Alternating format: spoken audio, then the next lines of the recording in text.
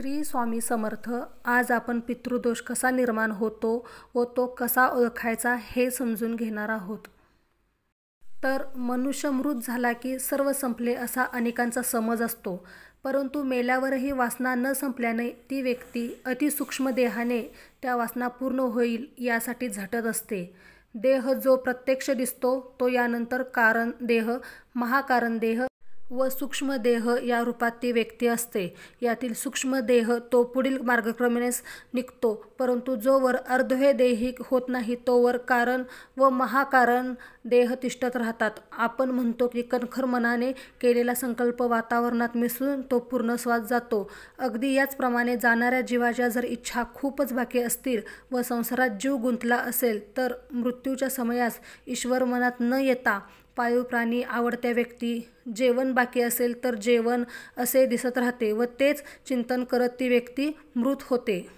मनुष्य गेला तरी त्याचे डोळे 4 तास, किडन्या 4 तास, त्वचा वगैरे जिवंत असतात.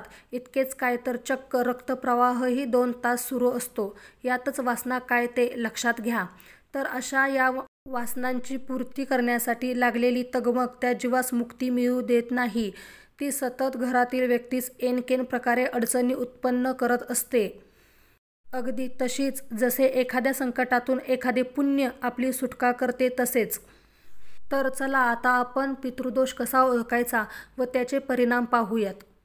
तर घरातील कर्ता पुरुष अचानक मृत्यू पावणे, घरातील तरुण मुलाचा अचानक काहीही न घडता साध्या कोणत्याही कारणाने अचानक मृत्यू होणे, ऐन जेवणाच्या वेळी घरात भांडणे होणे व त्यामुळे अन्न वाया जाणे, तसेच घरातली चांगली केलेली पुण्यकृत्ये लागू न पडणे व आणखी वाईट होणे, त्यामुळे श्रद्धा डळमळीत होणे, 2 सख्खे असलेले भाऊ अचानक वितुष्ट येऊन वेगळे होणे व अगदी हा मरावा इतका द्वेष वाढणे, 2 भाऊ असता एकाचे खूप चांगले होणे व दुसरा अगदी दरिद्री बनणे व योग्य असूनही नोकरी, विवाहात नाकारले जाणे, तसेच घरात अनेक जण किंवा काही जण अविवाहित असणे व घराण्यात संतती नसणे, पैसा योग्य कारणासाठी खर्च न होता तो अचानक उद्भवलेल्या आजारपण, ॲक्सिडेंट यावर खर्च होणे व कर्ज काढावे लागणे, तसेच विविध प्रकारची भीतीदायक स्वप्न पडणे, ज्यात घरातील वडील मंडळी खायला मागत आहेत असे दिसणे,